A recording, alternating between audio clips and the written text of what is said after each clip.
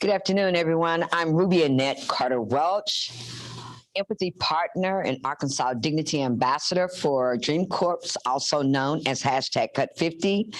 I would like to welcome each and every one of you here to our 5th annual National Day of Empathy with myself, my co-host, Mr. Ryan Norris of Americans for Prosperity. And in welcoming you, I want you to know that what we're doing here today is we're standing in the gap in Arkansas for those who are incarcerated behind prison walls. And our main objective is to begin to start closing prison doors in order to be able to open doors of opportunity. And with that, I thank you. I welcome you. I hope you enjoy the show. If you have any questions, please put them in the comment box. And now we'll be led into prayer by Pastor Vicki Lattimore. Amen. Let's bow our heads. Lord God, we thank you for this day. God, we thank you for what you have done to show your love by giving your son, Jesus. God, as we come today on this National Day of Empathy, God, teach us to consider others and their experiences in this world. Teach us to listen for shared feelings, the places of connections. Teach us to be curious and open to hearing differences. Teach us to love and to brokenness, and to give space for to be patient with. Let us be strong in our vulnerability and our not knowing. Let us share with one another the things we need to know about others. Let us continue to show empathy. Let us continue to be in the gap like your son was in the gap because we were so far from you. Give us courage to face any judgment. And let our goodness glorify you. Father, we thank you for Sister Ruby. We thank you for AFP, Ryan. We thank you for this panel. We ask that the Holy Spirit lead us, lead our hearts and our thoughts in our mouths. That God, others that are out there listening know that the work that you're doing inside of us. Bless our country, bless our nation, bless our state, our local government and national. We ask that you do these things. In Jesus Christ's name we pray. Amen. Amen. Thank you, Pastor Lattimore, for that. So next we're going to have a few words of introduction from my co-host, Mr. Ryan Norris, whom, man, look, I wish I could use the language I really want to use, but, he's a kind of guy. And so that's why we hang out together. But, while we're waiting on our actual national director who's going to pop up. And so anytime he gets ready, Lewis, he might pop up in between the introductions, but we're going to start with Ryan and then just move around. So, Ruby, thank you very much for allowing AFP to be a part of this. I think this may be our second or third year, partnering with Cut50 Dream Corps. So again, very thankful to be a part of that.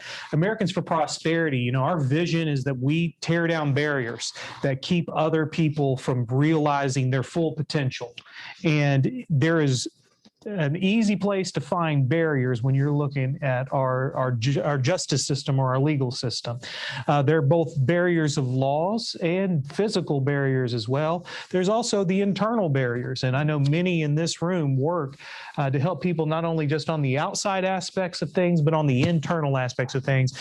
And what particularly I find fascinating about that is we're all, just as involved or not, we're all working on those internal things. Isn't that not right?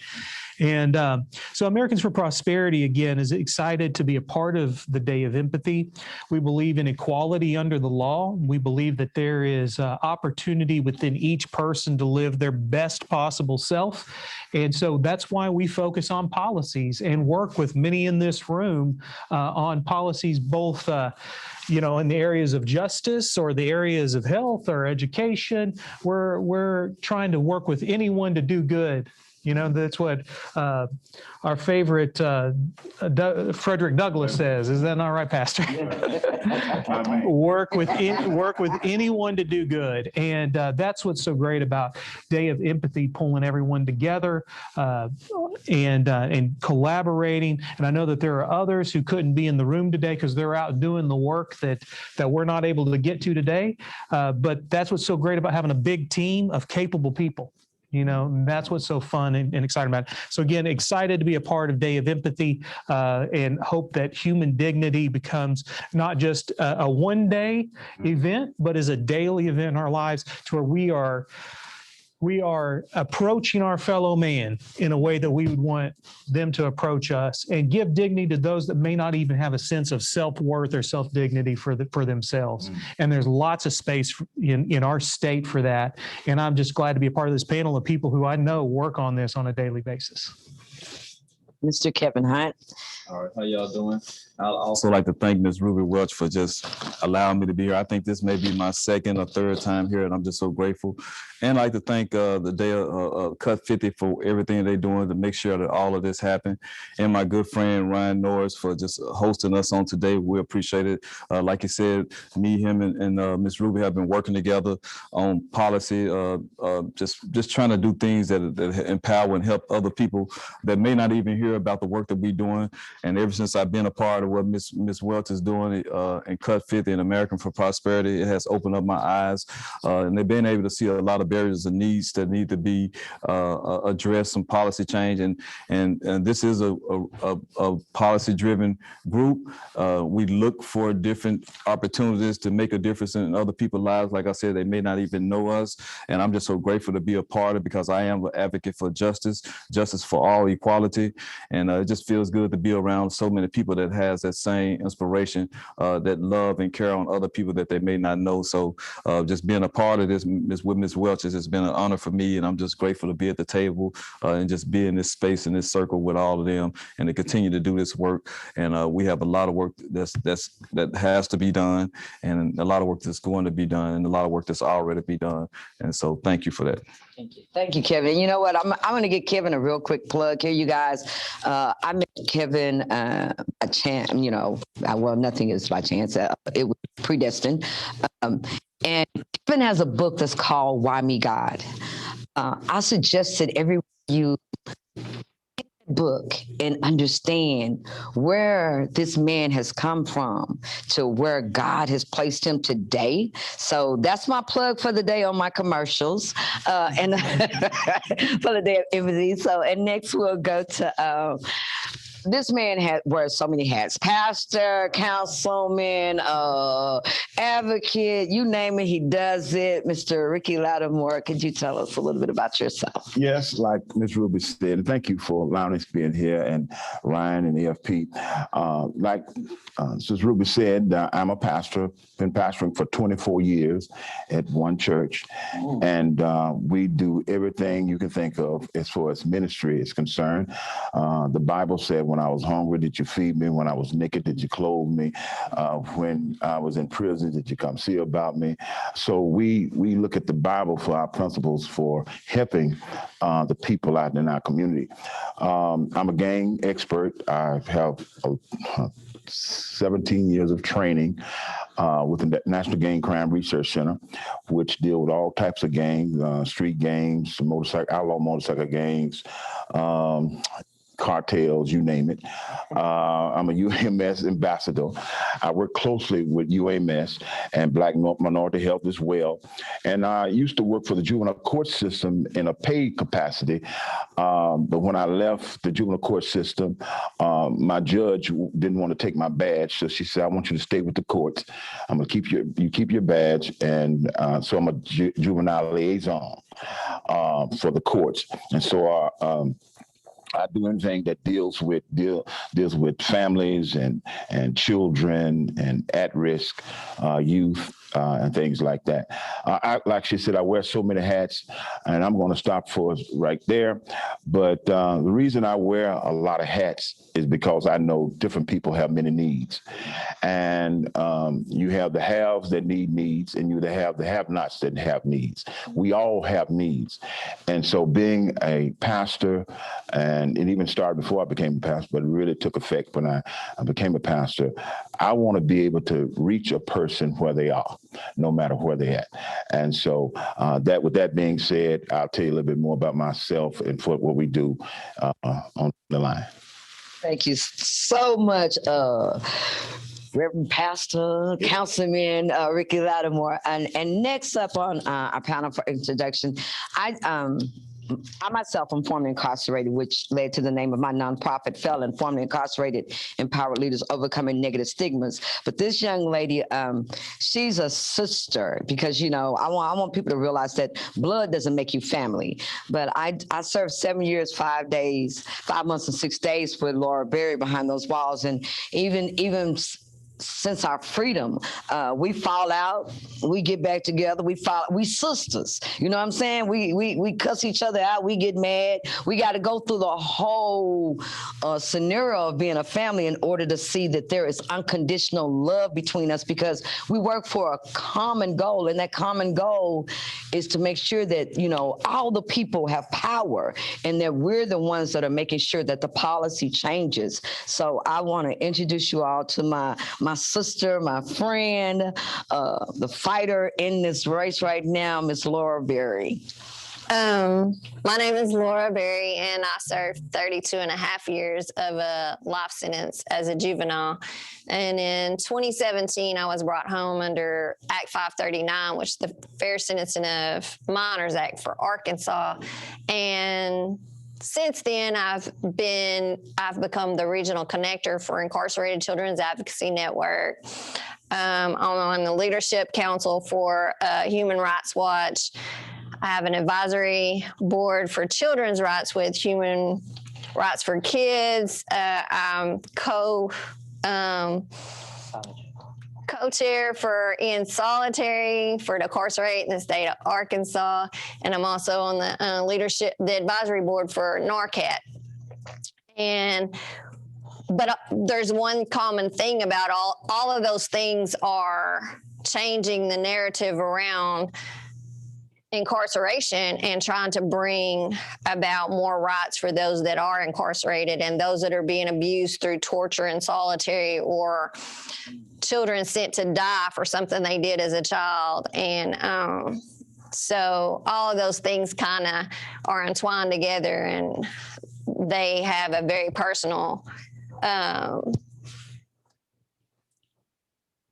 connection to me. And I'm just committed to ending a lot of the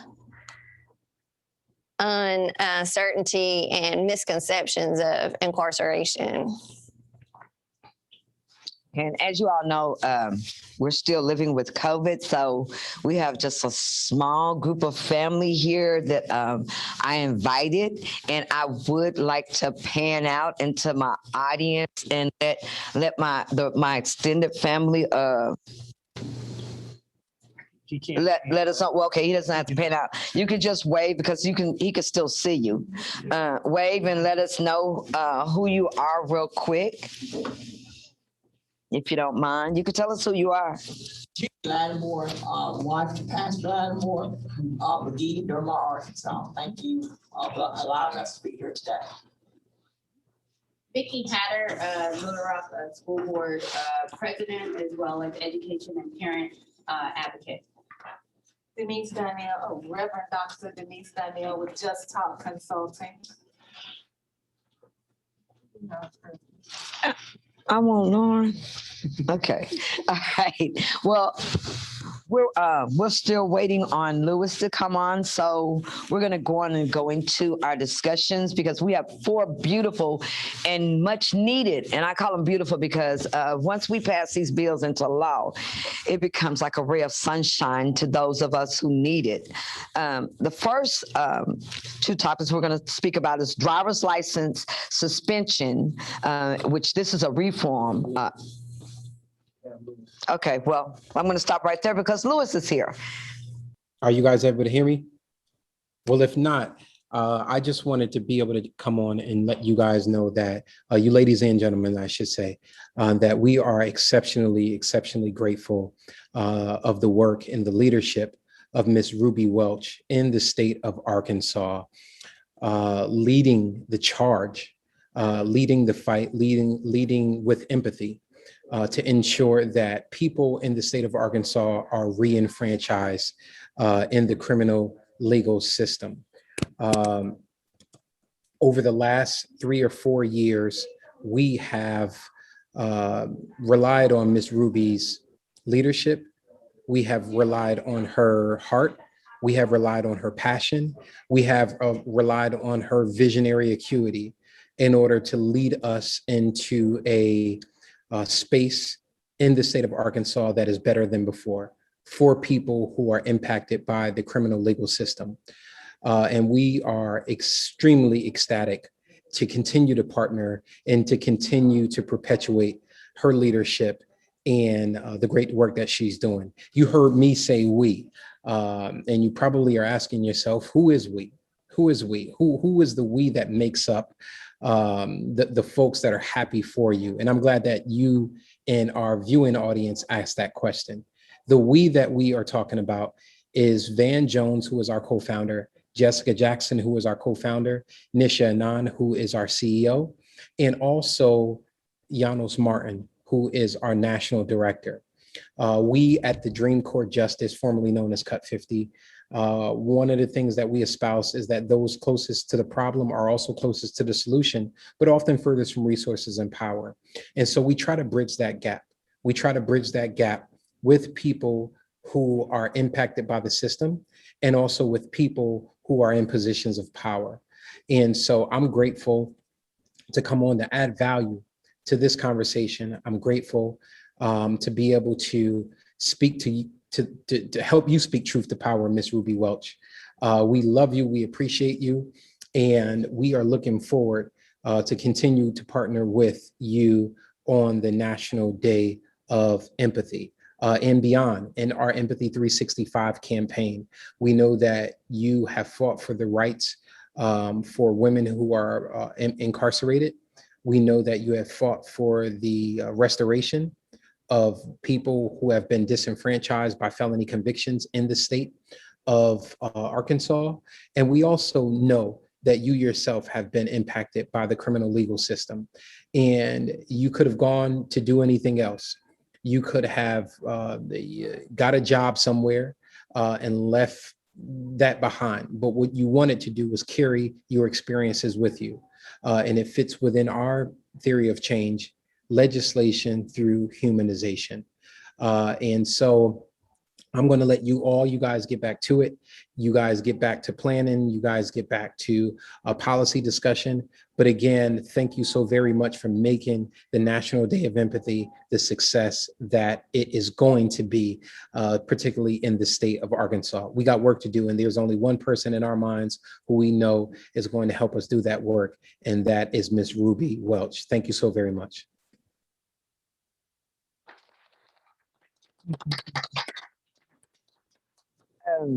Okay, thank you, Lewis. Now y'all all expect me to have composure and be able to speak fluently after that. I'm about to cry because I'm very moved because the work is hard, but I don't know how to quit. So I thank you. But next, like I said, I've worked with this gentleman, Ryan Norris, for a while. he's highlighted me on several of his panels, and that's how we actually became friends, from him just hearing me speak one day and then him saying, you know, we need to talk. And we start talking about my passion. And then I start understanding his passion with AFP. So we start collaborating. And like I said, he's done like 3, this is his 3rd annual National Day of Empathy, but we've actually known each other for about 4 or 5 years now. But Ryan's going to speak on driver's license suspension, which is SB 190. It's a reform. And he's also going to speak a little bit about civil asset forfeiture, which is SB 197. So at this time, I'm going to turn it over to Ryan. Ruby, again, thank you very much. Several in this room have known about what it's like. We've come across individuals that are having difficulties. They have barriers in their life, particularly after reentry, to where they can't find a house, they can't find a job, they're having difficulties getting maybe their education track worked out. And one of the key pieces that you need to make any of that happen is your driver's license. You need an ID, yes, but a driver's license also allows you that mobility.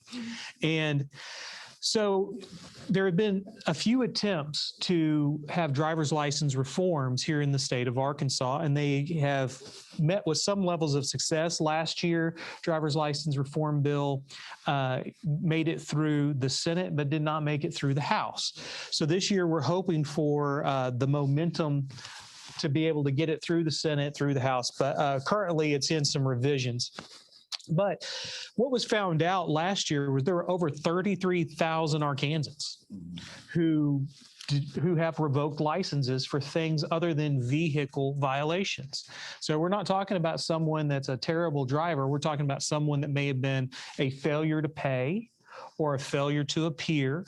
And many times the suspension, understanding that they don't have the money to pay, increases that anxiety, they just don't want to be in that situation to where the judge is going to be telling them, hey, you messed up, and now you've got, there's something else bad that's going to happen to you. There's no good options in their mind. And so this bill is Senate Bill 190.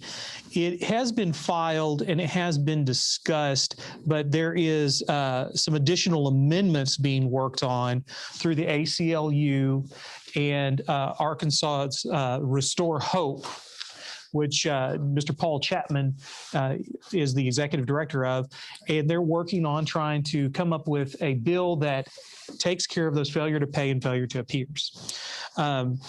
Very important, because that's, again, 33,000 people that roughly have that. Now imagine that. I mean, 33,000 people, that's a significant size population for a city in the state of Arkansas of people who need to get their children to school, who need to find those jobs, who need the ability. We're a rural state. You've got to be able to drive.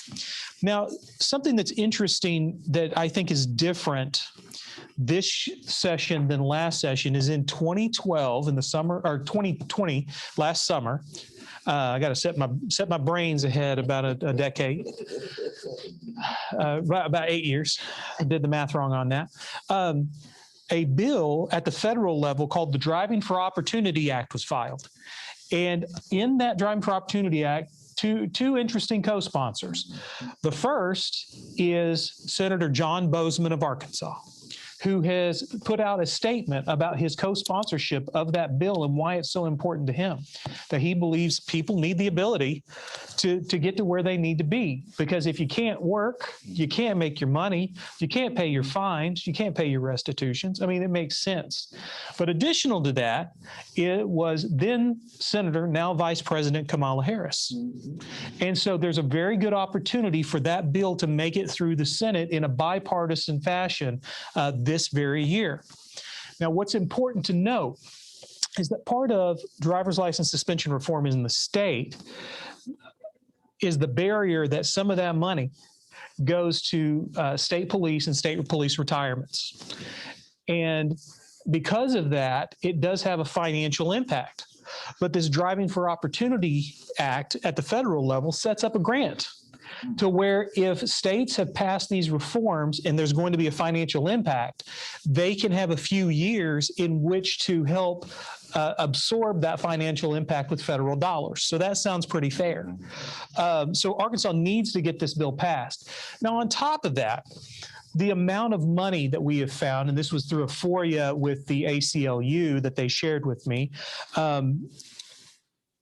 the amount of money owed to the Department of Finance Administration, where you pay your driver's license suspension revocations, was somewhere in the tune of $3 million. However, the maximum amounts over the last 3 years that they've been able to actually collect of that is less than 17%. Because you can't get money from people that don't have it, right? From people that aren't making it. So there's a moral incentive in this. You know, there's a bit of dignity. Do you all remember when you got your first driver's license? Do you remember how it made you feel? Have you ever lost it? Have you ever panicked? I have. And so imagine what that's like to be trying to do your best in reentry, hit on hard times, not be able to do it. And this, again, more others in this room can speak to it better than I can about the snowball effect that can have. So I would just like to say that I believe the driver's license suspension reform, which has currently been sponsored by Senator Alan Clark and by Representative Pilkington, is a bill whose time has come for Arkansas, that there's a good incentive to do this because of the National Driving for Opportunity Act. That's going to help offset some of those funds. And even the funds that we think we're offsetting, we're not collecting that much of them anyway, around 17%. So that bill, I think, is very important to the state of Arkansas. Imagine we talk about $3 million owed, but imagine if you unleashed 33,000 people to get to work, to start, taking their kids to school. I think it's going to be a greater benefit to the state than $3 million. Do any of you have any questions or thoughts on that? I know some of you have participated in helping people with this. Or is that just too thorough? No, you did a good job explaining. Well, that's part of what I do for a living. Yeah. Well, the other piece, and we can be a little quicker on this one, is the civil asset forfeiture. Okay. With Senator Alan Clark, again, filed a civil asset forfeiture. Now, for those of us who may not know what civil asset forfeiture is, because it took me, when I first started off, I need to look it up. But basically, it's where if you have funds or property that is suspected to be a part of a crime or the fruits of crime, then they can confiscate that. Now, that can be sometimes done in error. Someone may be innocent. Someone may be found not guilty, and it be found out that, they've owned that property for forever. They've owned that car for a long time. That was their money that they've saved up and had nothing to do with any criminal activities. So what this Senate Bill 197 would do is get rid of the civil asset forfeiture and turn it into a criminal asset forfeiture, so that unless you were convicted of the crime, you would not lose your property. Now, this has a lot of the law enforcement community upset because proceeds from these funds, they benefit, and they go to those departments, and so they're not happy about that. Which goes, again, another additional discussion to be had is how we fund some of these things, to where in this instance there could be a perverse incentive to continue taking property, even if it's iffy on whether it's part of the crime or not. So that bill something interesting is the research that was done by the Institute for Justice and also through Arkansas Center for Research and Economics over at UCA is that a significant portion of these assets are very low dollar. They're like $500 to $1,000 and down. Vehicles are worth about, $3,000 to $4,000 to $5,000. They're being confiscated. But what happens is, if I was innocent and my property was taken, I don't have the money to get an attorney to go fight for that. And that may be worth $1,000. An attorney, it cost me $2,000. So people let it go and even uncontested. And additional to that is that there's just those who don't know how to navigate that system. It's not easy to go and fight the system to get your goods back. But really, I think that on top of that, it's been found that people who are found to be innocent or not guilty also lose their property because the civil asset forfeiture, they'll take it. The criminal aspect of their case goes over here. They don't dot all the I's, cross all the T's, and it's taken away. So it's, again, a moral issue. We should be people that if I'm innocent until proven guilty, shouldn't my assets also be innocent until proven guilty? That should kind of go without saying. This does disproportionately, again, affect the poor. It affects the people who don't know how to navigate that system, the people that can't afford that attorney. And so I guess, again, it's just a moral statement, I think, for our state. If it's about dollars and cents, I kind of like what Lewis said, when he talks about legislation through humanization. Right. There are people that this is tied to. And I don't know about everybody in this room, but back in the day when I was growing up, if my family took $1,000 hit, that was a big hit for our family. That was a big hit for our family. And so sometimes perspective is lost. The people talking about these dollars and cents being small dollar amounts, they're not driving through Dermott. They're not driving through Eudora or Pine Bluff or any of these other places. They don't talk to those constituencies often, but that's what our groups are here to do. We're trying to give voice to people who don't have that voice. So Senate Bill 190, the driver's license suspension bill, reach out to your legislators, let them know that driver's license suspension, revocation fees, we need to tie that to vehicle-only issues, not to issues of failure to pay, failure to appear. And then also Senate Bill 197 on civil asset forfeiture needs some support, because the other day it was all law enforcement that were in there talking about it. And there were very few individuals that were sitting at the table talking about how they were adversely affected. Again, just kind of a timing issue, because I know there are people that care about this. So that's civil asset forfeiture and driver's license suspension. And I want to thank you, Ryan, because these are one of the things that me and Ryan talked about the other day. And when he brought up the civil asset forfeiture to me, I was like, oh, wow, you know what? That's crazy. Because I remember my brother getting in trouble, and my father had given him a car when he was like 18, and he didn't get in trouble till he was like almost 30.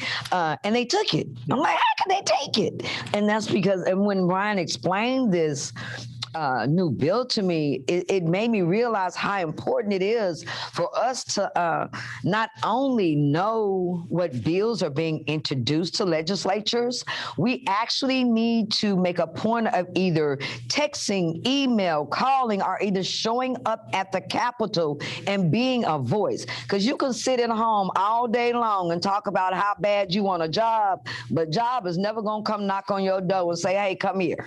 So, and that's the same way I look at law for the state of Arkansas. And one of the things that I've been looking at since I spoke with you about that was a participatory defense with defense committee within our community, where we can educate our people, and thereby we're standing in the gap. I sit and listen with New Orleans participatory defense, and man, I'm telling you, it's off the chain. They have saved so many people by the people in the community going in with with different families that don't know. Some of them don't know how to read or write, so you get caught up that way and are going in and they're saving their community by their community saving itself. Yes.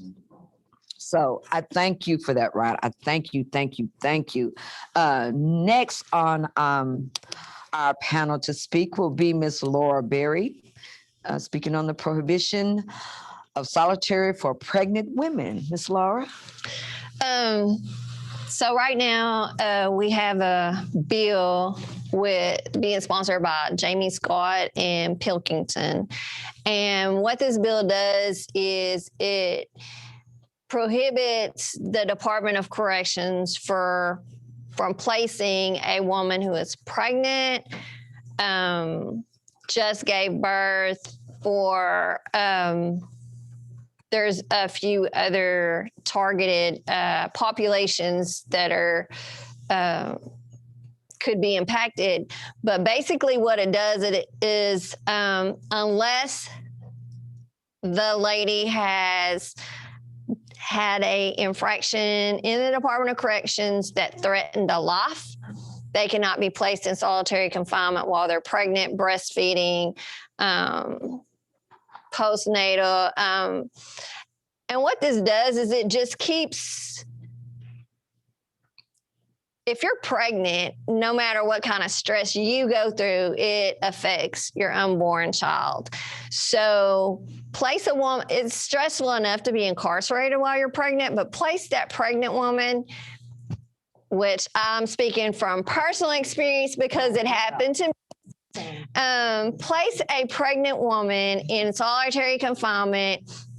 You're not getting the exercise you need. You're not getting the nutritional meals you need.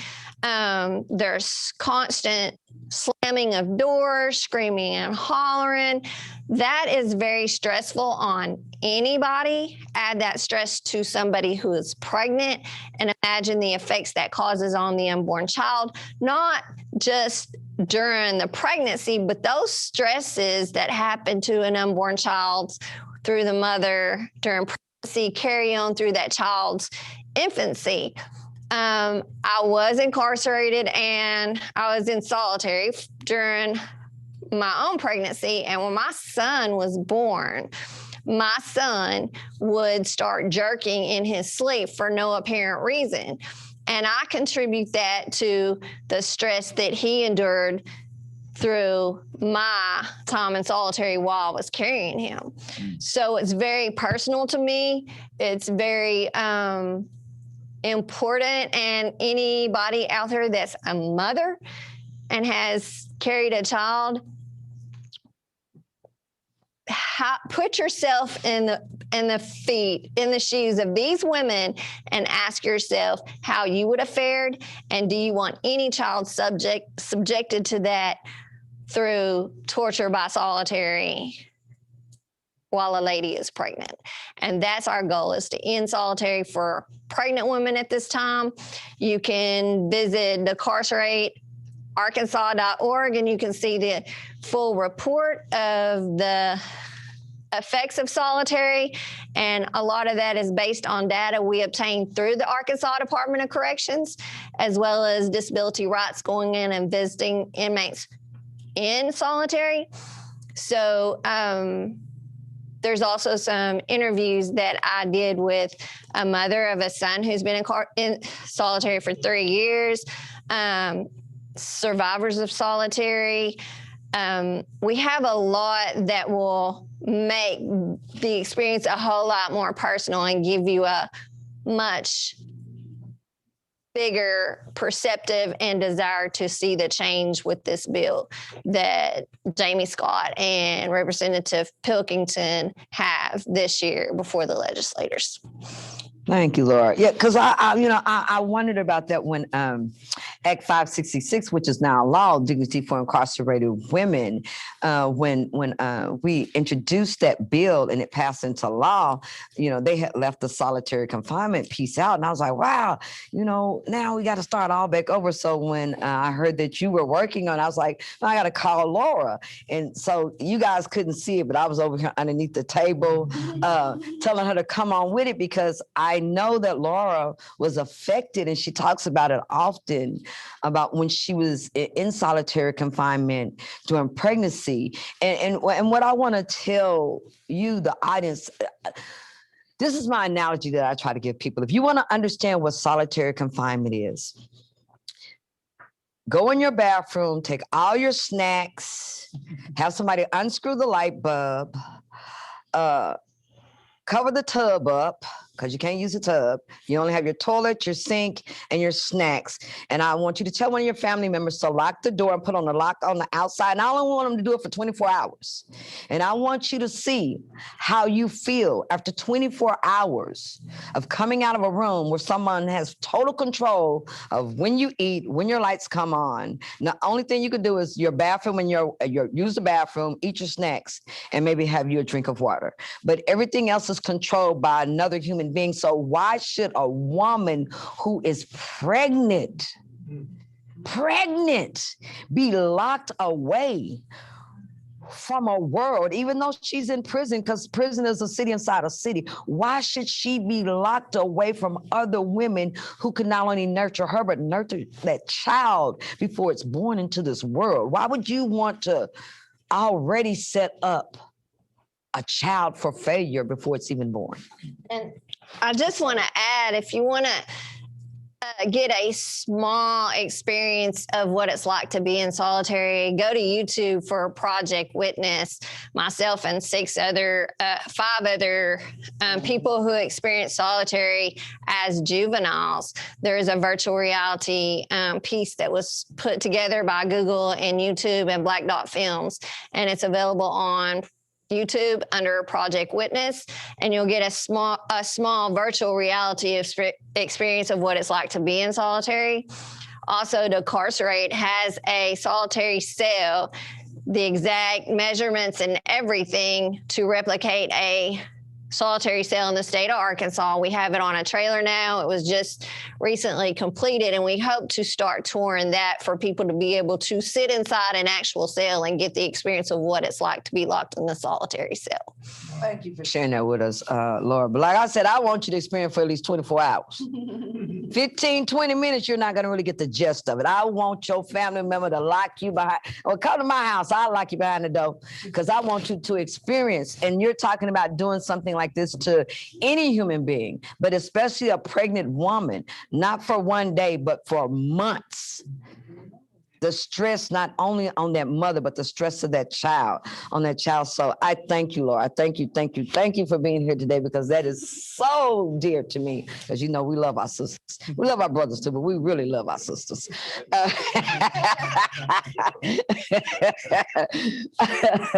Okay, now we're going to talk about Man in the Box. Like I said, Kevin Hunt, I love this gentleman. He's learned my character so fast that, I've been sitting here all day today laughing at him, because he's trying to see what my triggers are, but I've gotten more mature, y'all. And I don't trigger as fast as I used to. Yay! And I know everybody in the room probably happy about that. But Kevin is going to share Man in the Box and, where he's actually going with that, because he's working hard on it. So thank you, Kevin, for being here. And could you share with us? Yes, and I'd just like to thank Ryan and Laura for sharing. And that's why I like being a part of groups like this, because everybody's working. I don't necessarily have to be a part of everything they're doing, but I know it's so many people like Ryan and Laura and you and Pastor Lattimore just working all around the state. And that's what I love, being a part of these groups, of being a part of what we're doing now. And I'm just so grateful for that. So yes, Man in the Box is something that, being a formerly incarcerated person, it's been many years, but I still remember those days, that day when I stepped out, came home from being incarcerated. For once, I didn't have a driver's license. I didn't owe a fine, but I didn't have driver's license. So I was already behind the 8 ball on that one. Secondly, just trying to get a job. And at the time I was very limited on what kind of jobs that I wanted. I was a grown, young 20-something-year-old man whose family expected me to get out and go to work. And so when I came out with that, being able to just have limited places where I can work, I didn't have the skill set, I didn't have the talent, but because I had the ban on the box, because the box that was presented on the application, there's no way in the world I can find out what I was good at, because I would only been limited to just flipping burgers. And there's nothing wrong with flipping burgers or cooking those particular jobs, but it limited me what I could have been. And so when I think about being a box, I think about how many people, when you're incarcerated, you would notice that there are so many people that's incarcerated have tons of talent. I'm talking about very gifted men. I wasn't around women, but I'm certain it was the same thing. Just so many gifts. So yeah. There's so many gifts that God has given them. Some of them have degrees. And so when you coming at it and you have a gift, you have a talent, you want to try to tap in somewhere and use that talent.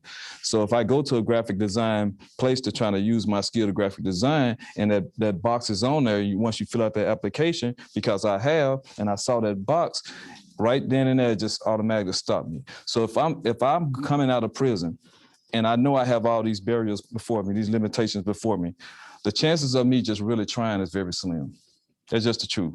The chances of me really trying, and this is when I got out of prison. I don't know the mindset of anybody coming out, because, I just don't get a chance to listen to them say where they at in their life with that. But when I got out, just the thought of just trying to apply for a job and knowing that box is going to be on there. Now, mind you, I went in when I was a youth. I got out, I didn't know what a box was, but once I got out, people reminded me what the box was. They told me what that box was. Hey, they're going to have that box on there. Say, have you been incarcerated, been a felon, or whatever it has said. And so even just hearing it limited me to say, well, I know I can't go nowhere but Pizza Hut. I know, and how can I take care of myself? Didn't have any kids at the time. How can I remove myself from my grandmother's house to my own apartment on that budget? And all those different barriers, all these different barriers play as a wraparound effect on everybody that's been incarcerated, and the challenges of thinking about trying to remove just thinking about that box. It is a deterrent. I have been working really hard as well with Ryan for the American Prosperity. That's why I love partnering with him and partnering with Ms. Welch, because we utilize all our resources. Just as you had heard already, we all are working on different things that impact people that's incarcerated or formerly incarcerated out here in this world. And so what I'm trying to do now, and I was at the Capitol, is trying to garner that support from people. This is not a bill. So we are at the infant stage of just the thought process. I have gotten some support from some people so far. Ryan is working on some things as well too. So we're looking to bring this legislation before the House and the Senate sometime before the session is over with. I really believe just any little small, large barrier that's out there that's keeping a person that's formerly incarcerated or have past convictions that can help them. I think that, like I said before, there are people coming out with tons of talent. And as long as I know that box is sitting right there looking at me or going to be there, it limits me. It takes away, steals a little bit of my hope. Like, because not everybody want to go back to prison. But if I don't have an opportunity to do something beyond what's out there, and like I said, some people are getting out, they have families, they have children that need to take care of, and those kids still expect them to provide regardless of whatever they're doing.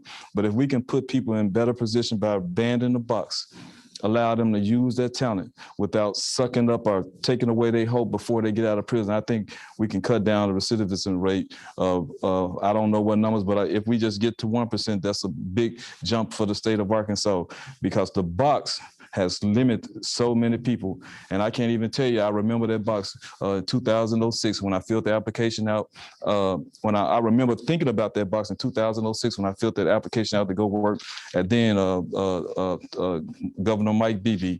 And my whole time, and I wrote about this in my book. Shouts out to my book. Thank you, Mr. Governor. Why me God? But anyway, I wrote about it in my book. I wrote about this particular thing in my book. So this didn't just arrive to me today or last day. I wrote about this in my book. This happened to me in 2006. everybody was telling me when they said, come fill the application. Everybody in my community said, hey man, what you gonna do about that box? What you gonna do about that box? What you gonna do about that box? And so the whole time I was in there filling out the application, the only thing I could think about when I get to that question that says, have you been convicted of a felony? That's the only thing I can think about. I had put everything else down there. And fortunate for me, when I got to that last page, you just don't know what happened. You got to read my book. That's all I'm saying. But thank you.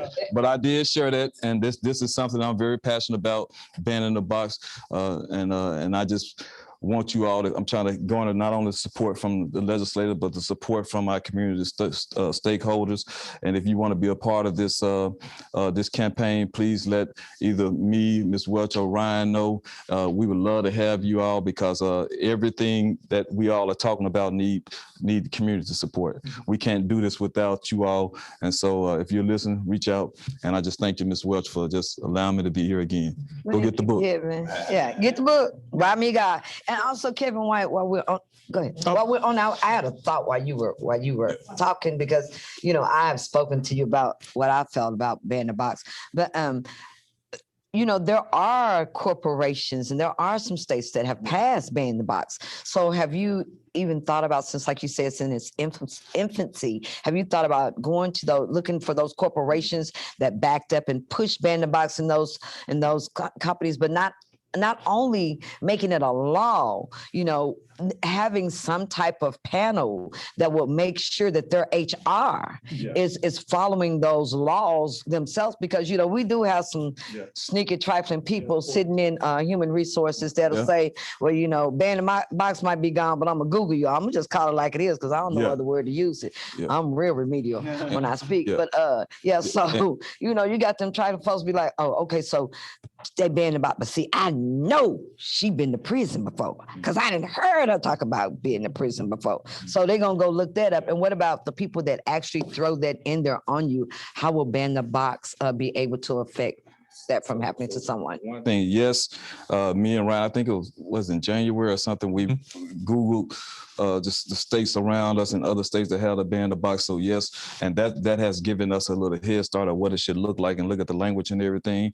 And thank you for sharing that part about Googling somebody in the HR part, because maybe that's something that we can look at to make sure that there's no discrimination part. That part can help out. We specifically focus on the HR people, the hiring people, regardless of what they find on Google, because you can find pretty much everything on Google. And so, yes, we are excited about that. Like I said, that ban in the box is personal to me, because I remember the ban in the box 2006.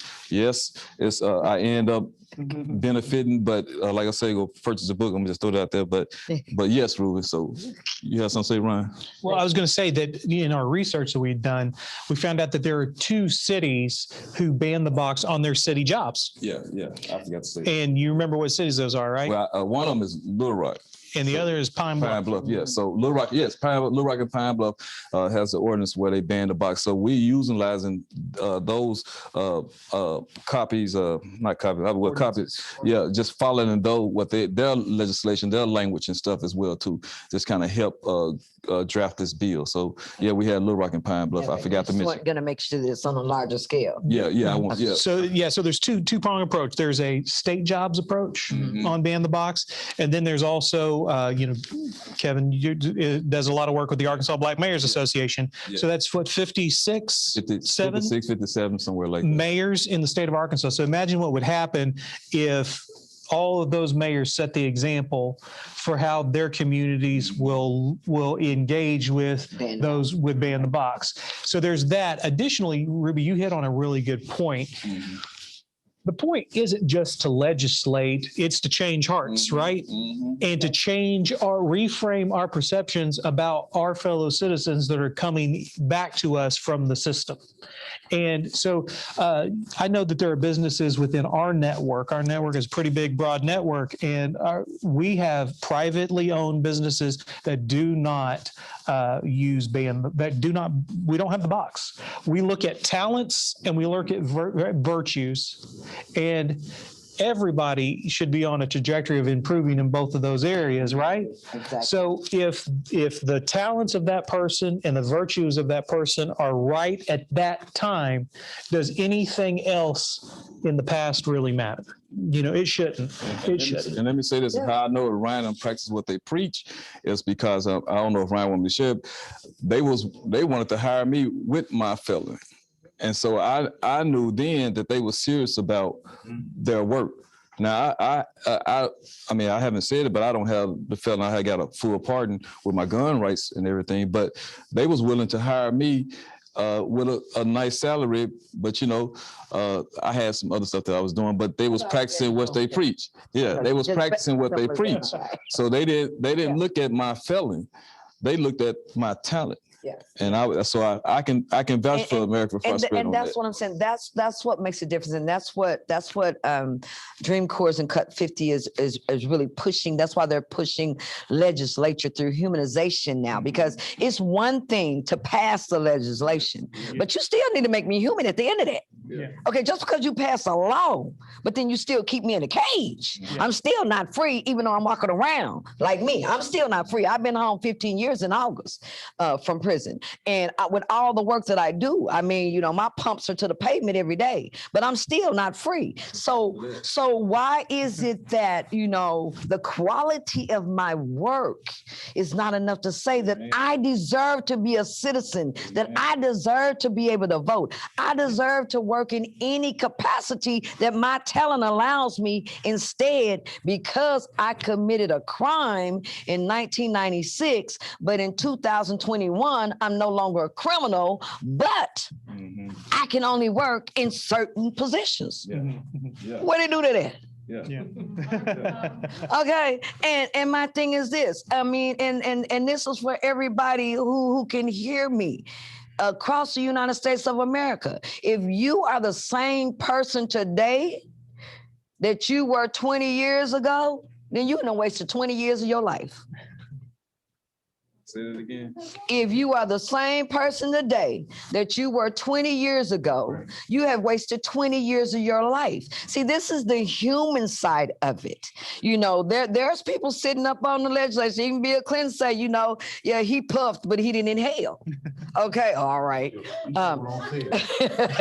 So I'm gonna just throw it out there like it is. The truth is the truth. So there are things that we have all done in our past. Some of us got caught up and some of us didn't. But for those of us that did get caught within the justice system as y'all call it, I look at Laura, I look at Kevin, I look at Lewis, I look at so many people around me who inspire me because their lives have changed. And like I tell a lot of people, you know, that say, well, why are you doing this? Well, and you can't do this and you can't do that. But look, I lost 7 years of my life.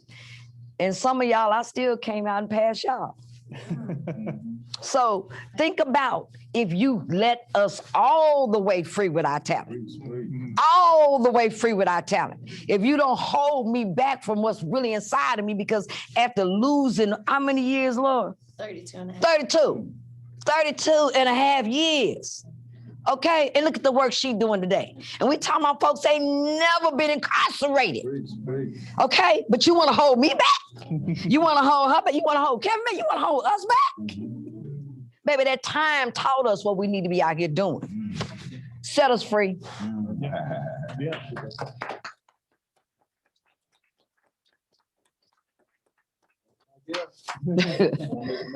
Oh no, no! This one could have made me mad right here. That's why I saved him for last. Because he got to bring it in. Because this right here, record sealing, record sealing does something to me. I'm talking about my soul. Look, hey, he going in. But I met Mr. Pastor, city councilman, through Ryan Norris, and so I knew he had to be a good person. And then plus, yeah, I'm gonna tell you something, Mama Lattimore, you sent him out sharp for that Christmas party that year. I said, honey, I don't know where your wife is, but you, honey, she sent you out right. Because I knew a woman had to do it. He had on that crushed velvet, yes, I knew it. But I just want to thank you for sending them out. Just come on in. Just come on through. Hello. I want to thank you for sending them out because ever since then, just come on through. I've been watching his work and listening to him speak. And so I'm happy today to have Mr. Ricky Lattimore present to us record sealing. All right. It's just a blessing, like I said, an honor to be here and to sit and meet this young lady here to my right, Miss Laura. And I know the rest on the panel, and I know their heart. You can't do what we do if it's not in your heart. You can't do it effectively if it's not in your heart. And so I'm just honored to be sitting at the table with them. I want to share just another title that I hold, Certified Religious Assistant, because that all helped me do what I do. When you look at empathy, I look at every day, and I'm glad you picked out a day for empathy. But empathy is what we should all have. I have empathy because I hadn't always been a preacher. I used to hang out with silverbacks and hyenas. And I had my position. And I'm not gonna tell you what I used to do, but I used to hang out and do what I did. So I have empathy because every day I pass by any prison, I said, could have been me. Could have been me. And so I understand that. But I was working for the juvenile court system as a probation officer and a intake officer. And I saw another thing. A lot of our kids was graduating from the juvenile court system, DYS, Department of Youth Services, to the penal system. And I know what type of kids they were, and I know where their background, and they were good kids because every time someone do something what we call bad enough to be incarcerated don't mean that they're a bad person. They just made a bad choice due to their circumstances that we may not understand. Some people can say, I won't do that, but you can't speak for the next person. So with my work, I've been doing a lot of things for the prison work. A lot of prisoners that's incarcerated, they write me and they believe in what I do. And I teach a F.E.L.O.N program out to the unit, had to stop because of COVID, called F.E.L.O.N program that deal with the principles of living. That's right. And so we connect with those people, and they have to take that particular class before they come out. So I want to get the full gamut of the person that I work with in the prison system, from family court to the penal system. I need to know how to get that person out the jungle. The best way to know how to get that person out of the jungle is know how the jungle is. Then you can go in, survive, and bring them out. So I was blessed to meet up with Ryan and AFP, American for Prosperity. Somehow, I don't know how we kind of met, but I know it was God that made it happen because he found out what I wanted to do and how I wanted to do it. And I had connections, but he better connect me with some people that I needed to know. I started expunging all 5 counties in Southeast Arkansas. Some I did, some I asked others to do because I can't be everywhere. And so what we did, we worked with Access to Justice. At the beginning, I would go individually to each individual, and that's what I like the most, with a short application. Didn't take them 2 minutes and had to get it notarized.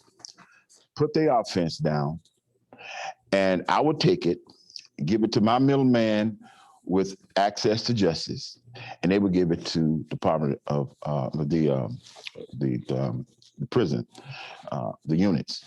and see could that person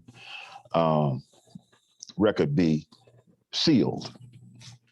And we had a good relationship. And we ended up working with cases that we felt that should have been sealed that couldn't get sealed. I'm trying to break it down because I don't want to take too long. And one of the people that we was dealing with, I'm gonna call his name because he's one that we're really using to push a bill that I'm gonna talk about in a few minutes. But Mr. Davies is from Chico County. Mr. Davies is a veteran. Mr. Davies paid his debt to society when he was incarcerated, but he had this black cloud over his head ever since 1974 up to now. I'm talking about 74. Up to that. And you find that a lot. You find people that's got papers, they doing good, but then when they want to try to move up, here come that black cloud. Here come that, I see that what's on your record. And so that aggravates them, that discourages them. And so Mr. Davis, I mean, he said, and I sit down and reading, I like to do expungement personally.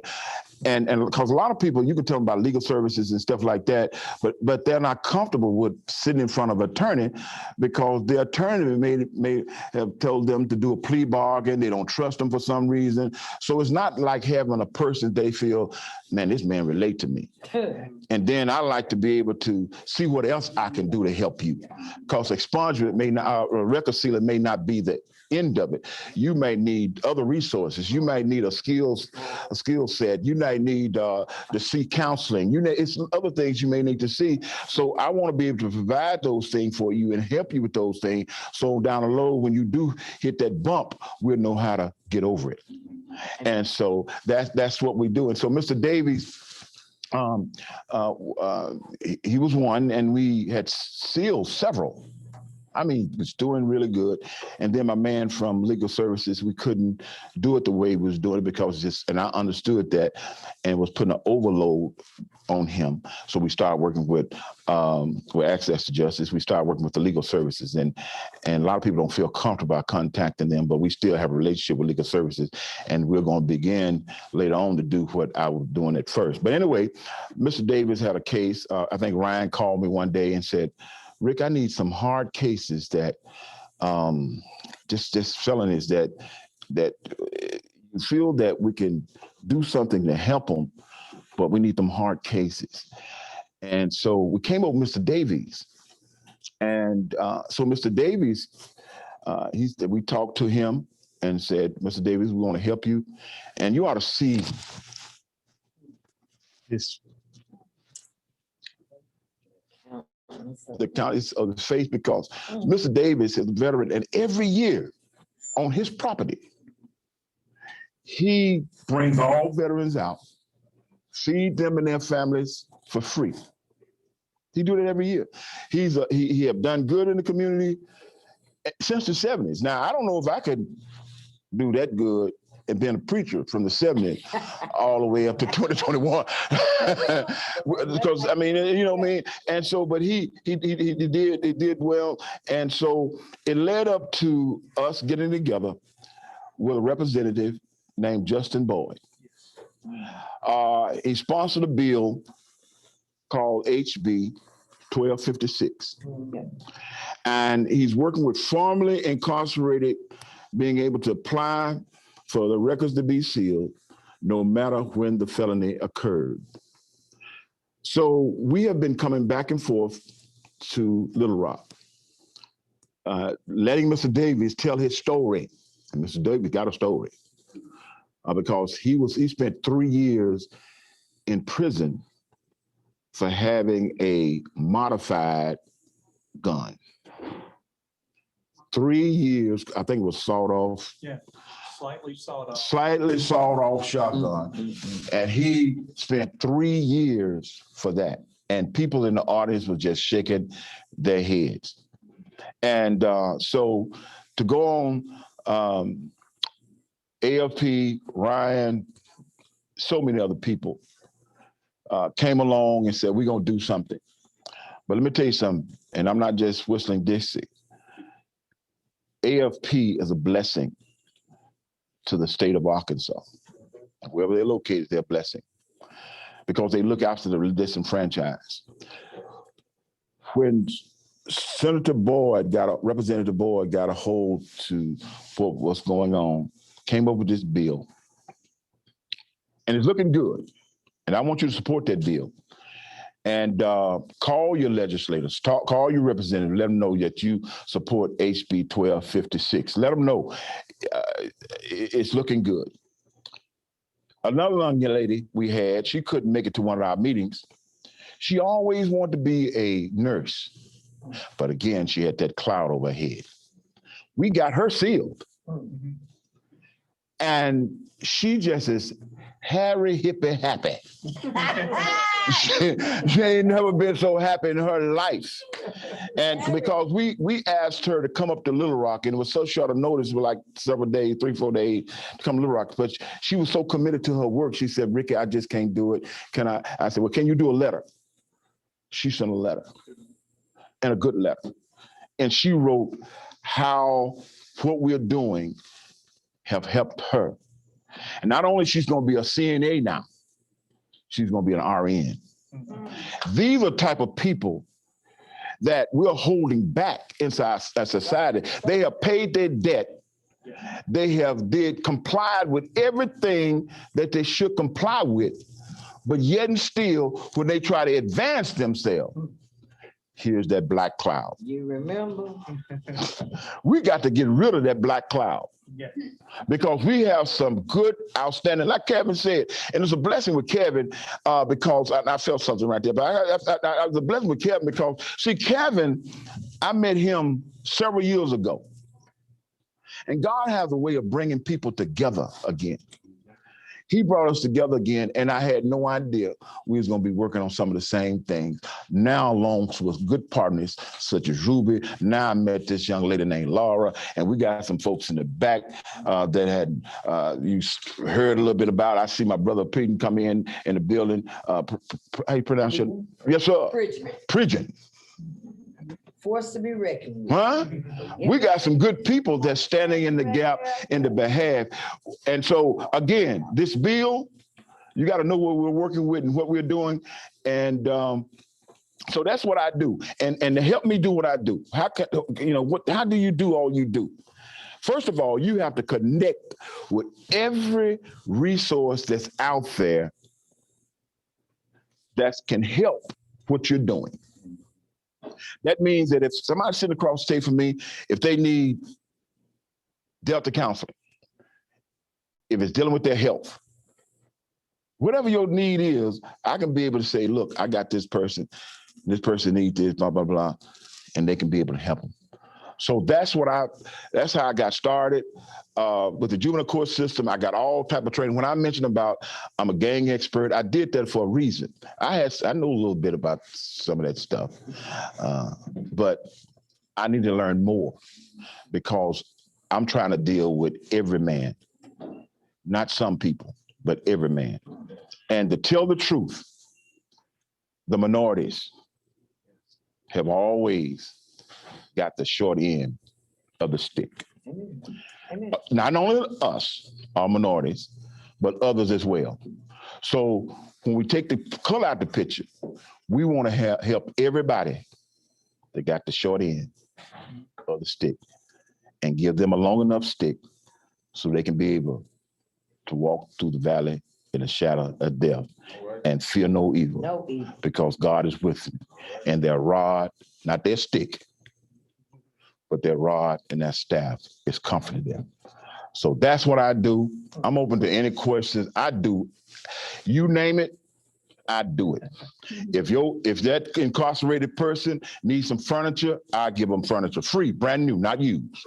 If they need clothes, I get you clothes. I'm a clothes. That's what the Bible said.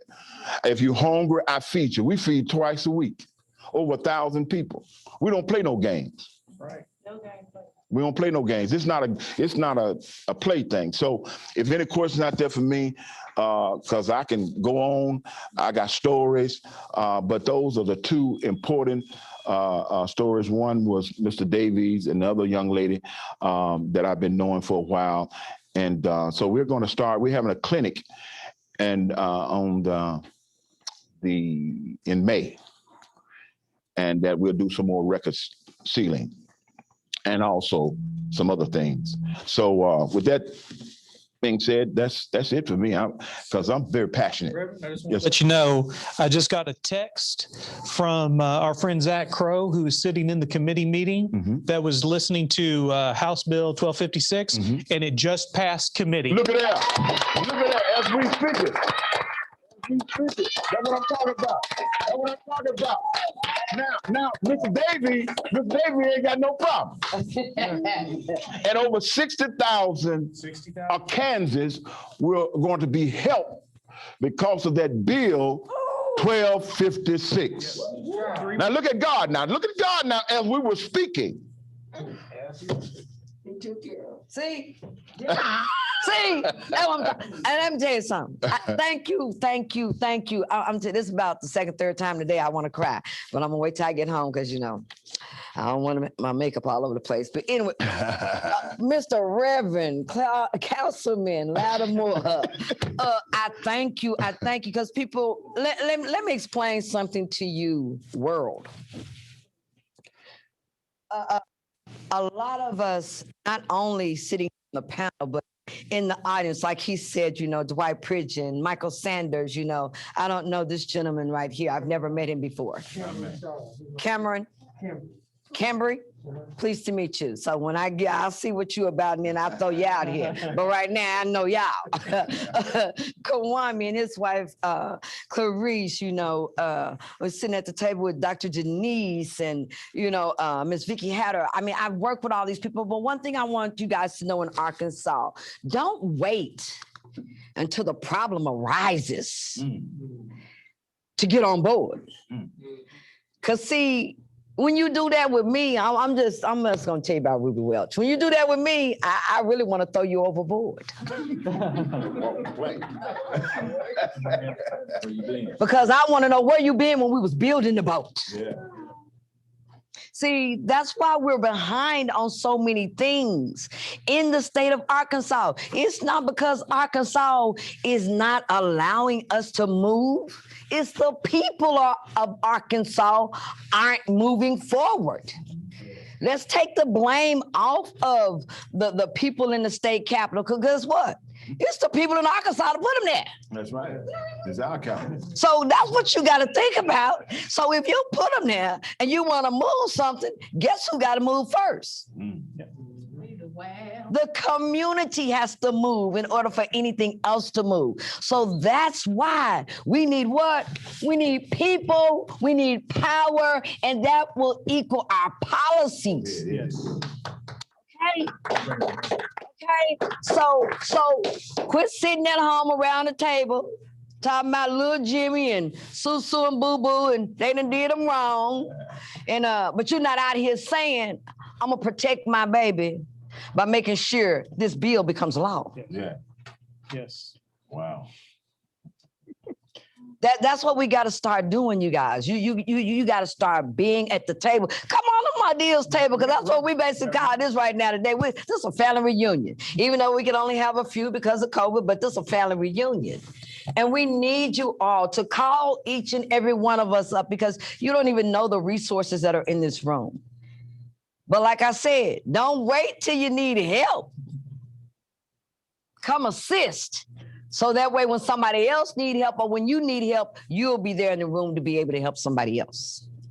Yes. Because it's going to take all of us. It's going to take all of us. And one thing that we always say, and I love Glenn Martin for saying this, those that are closest to the problem are closest to the solution, but we're the furthest from the resources. So what that means is it could be 1,000 of us in this room.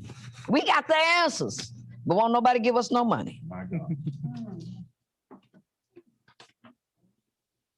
But when the time gets hard and you really need the work done, you're going to call on the poor folks. Those of us that ain't got no money to stand on the front line for the work that you need done. So I challenge each and every one of you today. Start pouring into the bosoms of those that you see out here in the community doing the work that are silent the majority of the time. Because you don't always know what we're doing in the midnight hour. Because, hey, me and Kevin have talked to many times late night. He said people don't even know what we're doing. And it ain't none of your business, but just know that what we're doing is positive. Yeah. Yes. And so when we bring it to the light, we need y'all to come on in. Don't put on your sunshades and say it's too bright. Come into the light. That's what I need you to do. I need you to come into the light.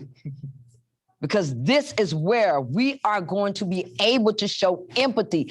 Put yourself in somebody else's shoes for a moment. Think about it if it was your mama, if it was your daddy, if it was your sister, if it was your brother. And you know what? I bet you 98% of Arkansas, shake your family tree. Shake your family tree. And know that what you thought was a bad fruit, which is really a good fruit because, you know, it don't fall into this right.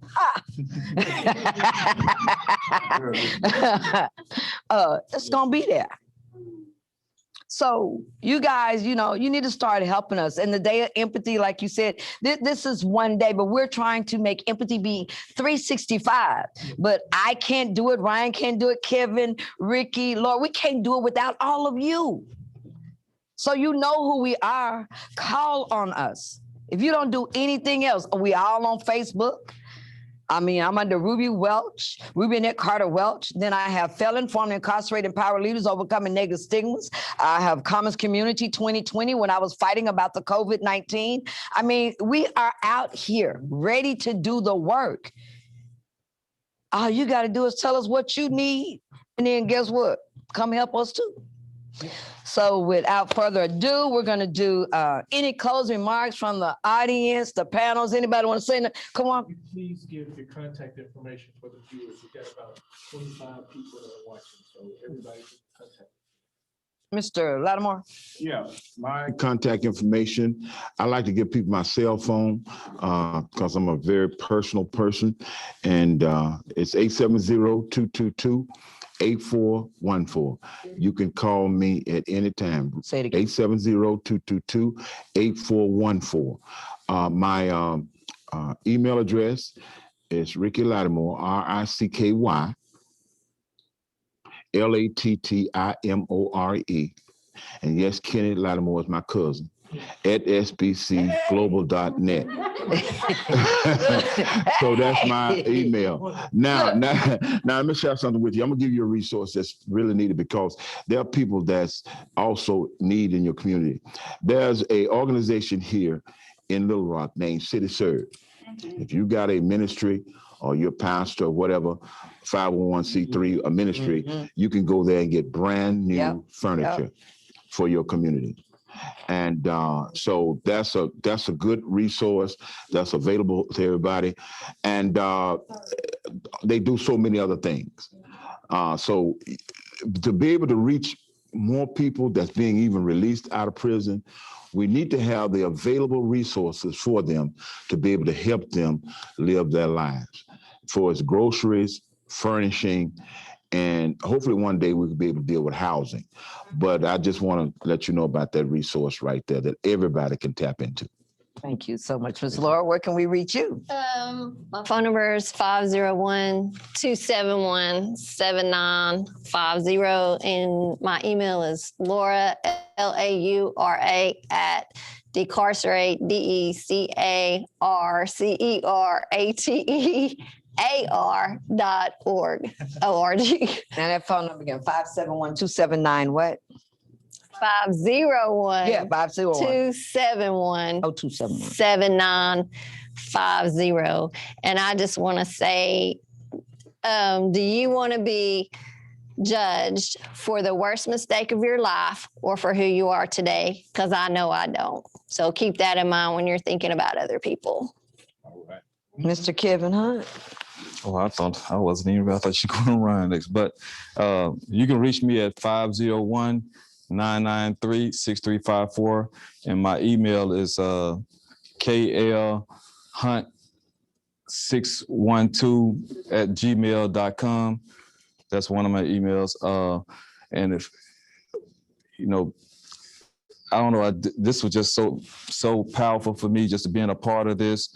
And I just say to anybody that's listening, just find out what you care about and be a part of some organization or start your own organization, because there's a lot of work to be done. And when you come to be an advocate for something, make sure you bring someone that's close to you to also partner with you. That person don't necessarily have to believe in everything. Just let that person be a support for what you are trying to do. We need as many advocacy organizations in the state of Arkansas. We need so many people to work. And that's a lot of work to be done. And just like they mentioned about somebody else's shoes, you wouldn't understand why we work so hard unless you had on the shoes that we are wearing. And so put somebody else's shoes on mentally and see what they are going through, and find out how you can be an advocate for or a champion for that person or those persons. And that's what I need. Follow me on Your Voice, Your Reason, my podcast this Thursday, Facebook. Say that again, because you kind of ringing that. Follow me on Your Voice, Your Reason, my podcast, which is going on Facebook Live at 6 p.m. So check it out. Go back and listen to the old ones. It's a lot of powerful information on there to help you, empower you as well, too. Thank you. Could you repeat that phone number so we can get it? 501-993-6354. Call me anytime. Sort of, kind of. You're gonna turn your phone off like me. Mr. Ryan, yes, my co-host, my friend, my bud. Yes. So Americans for Prosperity email is the best way to reach me. It's rnorris@afphq.org. That's rnorris, RNORRIS @afphq.org. And the phone number is 501-515-2195. And that rings to this phone right here.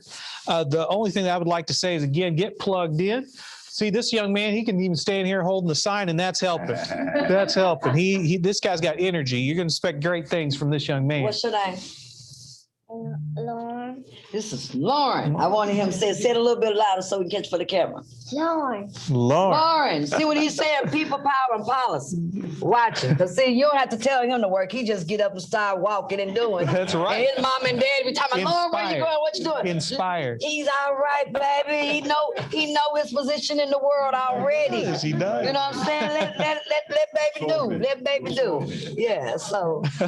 Well, the only thing that I'd like to add is, with House Bill 1256 that just passed the committee, we've got 3 more votes, but momentum is obviously on our side. It now goes to the House floor. It'll then go to the Senate Judiciary and then the Senate floor, and then be signed into law by the governor. So we got 4 more steps, but it's looking really good, because one of the tragic pieces about the story of Victor Davies, to me, is that if his charge would have happened at a different time and he would have been sentenced to a different place, that charge would have been sealed. But this 1256 solves for that, and 60,000 Arkansans will be helped by this bill.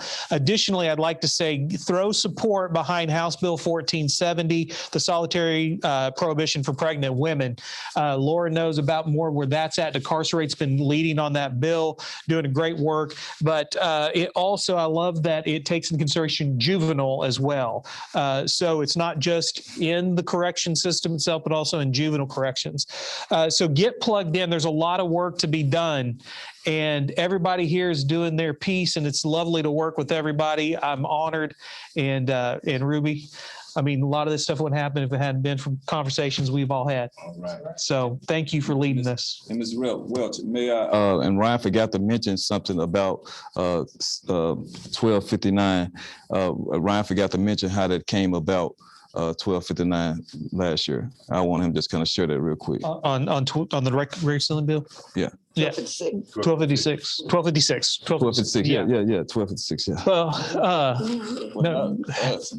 Well, I know, but I don't know where you want me to start. I'll just tell them how we set the group. So an interesting thing that came about on how we did this, because again, conversations that were happened back in 2019 started off with Ruby pointing out how difficult it is for individuals to get their record sealed, period. And what also helped kick things off for Reverend Reverend Lattimore was that we got a bill passed in 2019. Again, the group worked on this to get rid of the $50 fee. So now it doesn't cost you anything, and you really don't even need an attorney to get your record sealed. You paid your debt, you don't owe $50 more. So that was great, and that's what kind of got things going. But back in the summer with the George Floyd murder, Kevin Hunt and I had conversations, and we said we need to create a group that is African-American leaders, bipartisan, and able to create bipartisan solutions. And so we worked on a group called the Conference on Policy that Advances Equality. And Reverend Lattimore was actually a piece of that as well. Kevin was, and several others. And that bill bubbled up to the top in a conversation is what would help individuals. Because when you look at who's being excluded from the equation, a lot of these minorities who were incarcerated during the 2013 back, been to the ADC, were being excluded from having their record sealed. And from that, we had great conversations. Reverend Lattimore and Kevin were also there when the Republican House majority had us the team presented to them, and they walked out going, I hadn't heard anything about systematic racism as it really applied to law until today. I had very conservative members call me and go, something clicked for me today. I heard something. And so that I think is being seen in some of the bills that are being put forward. There's even a bill on the elimination of debtors' prisons. There's permit law enforcement officers to transport a person to a sobering center. Let's not just lock them up, but let's get them some help. So I think groups working together like we've been working is starting to change the cultural view of our system and how we need to give dignity and empathy. And again, I'd point back to Ruby. You really in 2019 knocked out of the park and getting everybody together and bringing that home. Thank you. Again. You guys, thank you, because you know what? To me, this is not work. This is what I was born to do. So I just answered my calling. Oh, man. And then, even though sometimes I fight against it, it's like you saying that you're not going to eat food or drink water anymore. You need. So I need to do what I'm doing. People free. But I'm the the contact for reaching me is through my F.E.L.O.N, which is Formerly Incarcerated Empowered Leaders Overcoming Negative Stigmas. And the email is f.e.l.o.n.5519@gmail.com. That's f.e.l.o.n.5519@gmail.com. And the phone number for my business is 501-247-5899. Again, that's 501-247-5899. We've come to the close of our bit. We got a couple of questions. Oh, you do have some questions and comments? Okay. I have a comment. There's a couple of bills that I talked to you guys about. Most of this ending cash bail. And Jay Richardson is working committee within the next week or so. So I wanted to add that to That's the cash bail? Cash bail. Thank you. I was trying to know that you could. Oh, that was. We'll talk. All right. So we have a question. This is Phyllis Bell on Facebook. I know Phyllis. Wants to know, I would like to know how you feel about violent offenders getting a second chance. So that's for anybody. I'll speak on that because I'm a survivor. My husband was killed 6 months before I went to prison by his best friend. And when they came to me, and he was sentenced 2 weeks before I was, and he was sentenced to 10 years, where I was sentenced to 30 years for less than 12 grams of crack cocaine. So you would think that I would be a little bitter. But when I was called to see how I felt about him going up for parole, my answer was set him free. because I can't speak for everybody, but I can speak for Ruby. Prison, concrete walls and steel doors is no place for anyone. Now, I'm not saying that we should, totally dismantle a justice system, because I also believe on the other spectrum of that there are some people that need to stay in prison until they're wearing Pampers and eating baby food. But you should be able to judge a person by their growth on a yearly basis while they're incarcerated. And if they have made that change, because I mean, there's no way in heaven or hell that I would say keep Laura Berry incarcerated. I mean, because I knew the woman. I mean, the softness of her voice, and I knew it was a struggle for her to forgive herself, and then have to come into a society and learn how to teach you to forgive her. That's a struggle, y'all. That's a struggle. So I believe that everybody, I don't care what your crime is, because a lot of stuff, like I said, you don't get caught on. It's swept under the rug. Only you know what you've done in life. That's right. Period. So it all depends. Could I get the question one more time so I can make sure?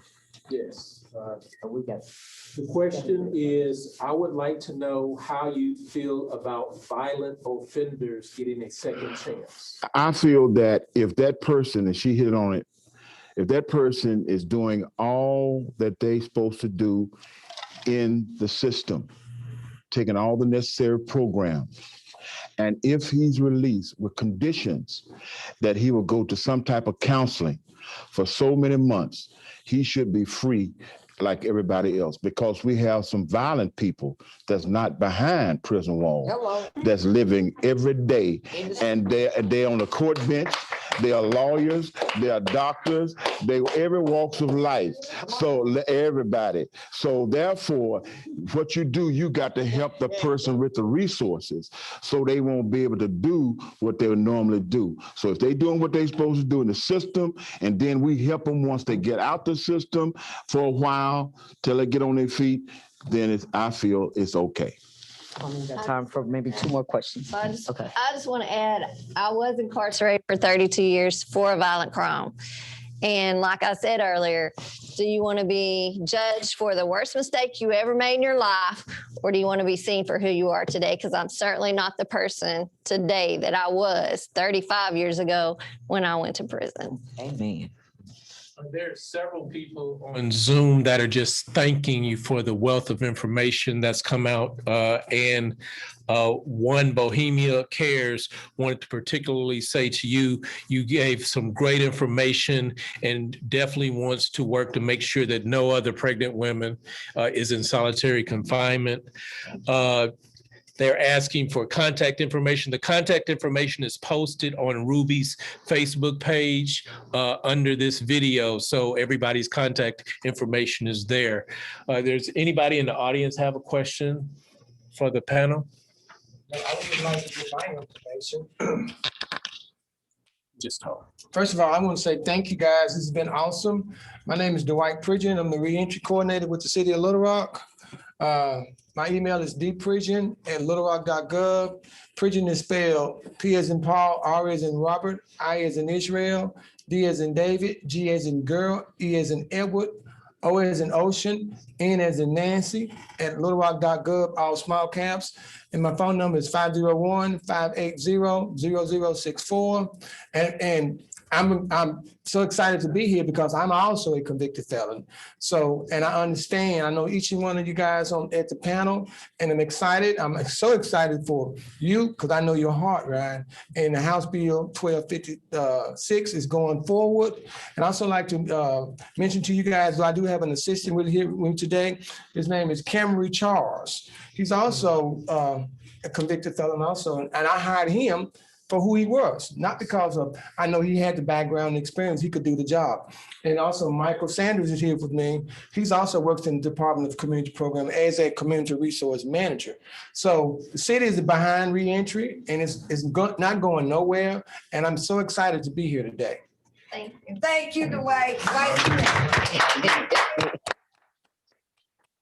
I love Dwight. I love Dwight. And I'm learning to love Michael Sanders, who's oh so important. And Miss Vicki, if you're gonna speak, we've got a few minutes left for you guys to speak because we are on a limited time zone.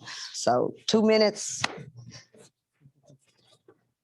Hi, everyone. I'm Vicki Hetter, president of the Little Rock School Board, but also a advocate for families and students around education and social issues.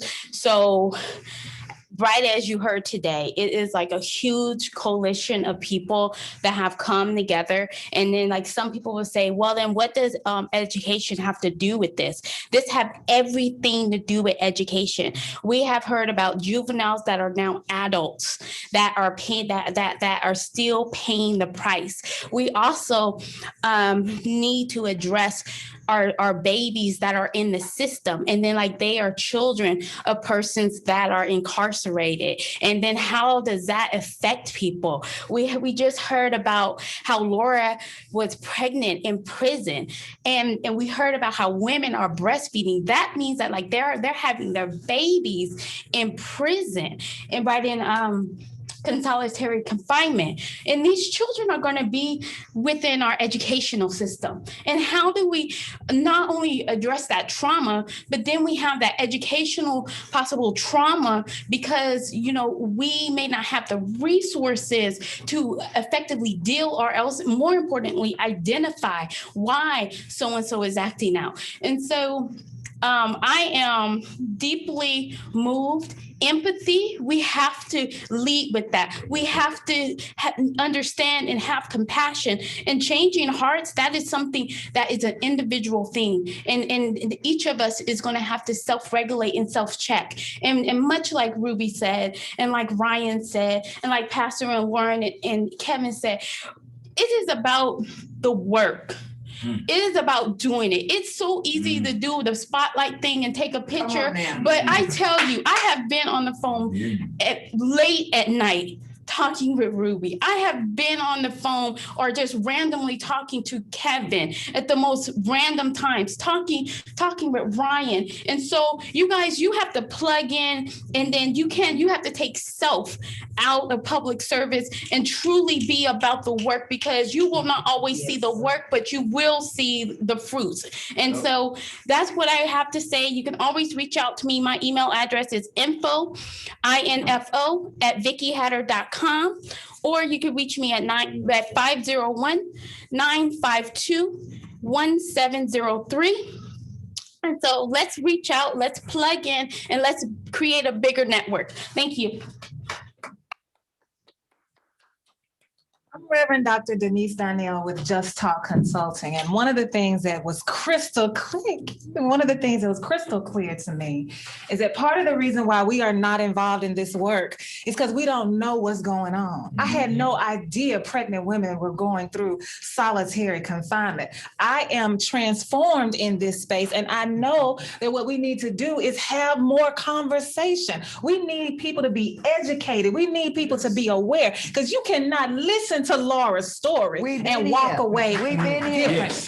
And I'm not saying you haven't been here. I'm saying I haven't been here. This is my time in this space. And now, because I've been in the space, there's no way you can leave and say, I'm not going to get involved. You can't help but get involved when you feel somebody's heartbeat. You can't help but get involved when you look into their eyes. And so Just Talk Consulting wants to help you have these conversations, wants to help you get plugged into the policy. We want to affect change, and we need all of you all to do it. And we're right here ready to take you on that journey. What's your information? My information, 228, area code 228-236-7440 is my phone number. It is really better to text me or to write to me on Facebook. My page is public, Denise Darnell, D as in David, ONNELL. I have a hidden disability with a hearing loss, and so it's better for me to see things in writing. So text me at 228-236-7440, and let's get it done.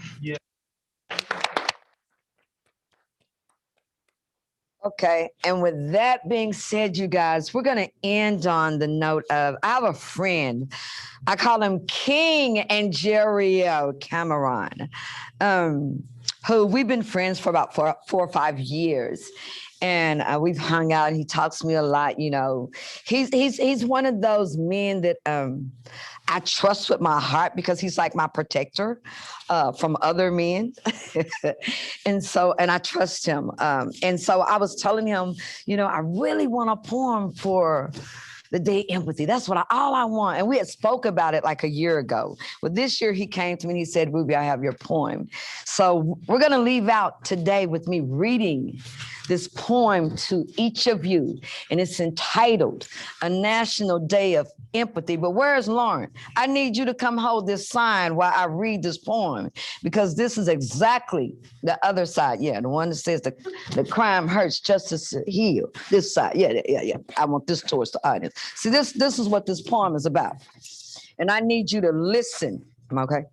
I need you to listen when I read this poem. Incarcerated, thrown in a cage, subjected to a system full of hatred and rage, exposed to violence, vengeance, and abuse, find evil with a grip that's hard to break loose. Injustice by nature is a declaration of war. They commit the same crimes that they charge you for. It starts with the officers who makes the arrests, apprise you of your rights, try to get you to confess. If you're indigent, your lawyer probably works for the state. They pay them to defend you, to make sure you don't escape. On trial before the bench, they continue to sin. By a hand-picked jury, the prosecution recommends. Color-coded crimes determine how long you'll spend if and when you get to come back home. In no man's land, behind barbed wire fence, in a 6x8 cell at the taxpayer's expense.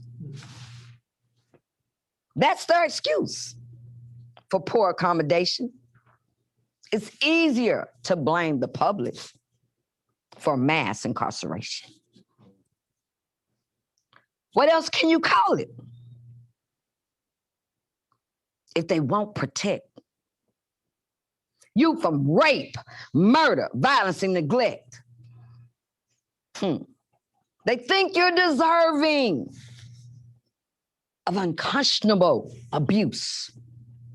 The crimes you committed validate their excuse. They promote segregation among various groups, pit one against the other before they call in the troops. Now you're at war, killing each other over a misguided loyalty based on color. Genocide by ignorance. Who's to blame? They give you different numbers, but guess what? They dress you the same. Because they know if you're at war, you can't make the case. To mitigate the evil, they force you to face. But you control the narrative. If you want protection, change the image and you change the reflection. It's hard to convince cruelty to be kind, but a National Day of Empathy is our moment to shine. To our federal and state correctional facilities, Compassion is the origin of endless possibilities. If you fail, it's you who are an enemy of the state. So do all you can to help rehabilitate. It was God who created both woman and man. Like you, he formed them and molded them by hand. Stop letting the system compromise your heart, leaving your siblings to suffer in the dark. Have some empathy. Stop holding a grudge. And remember, it's not you, but God that will judge. Thank you for our National Day.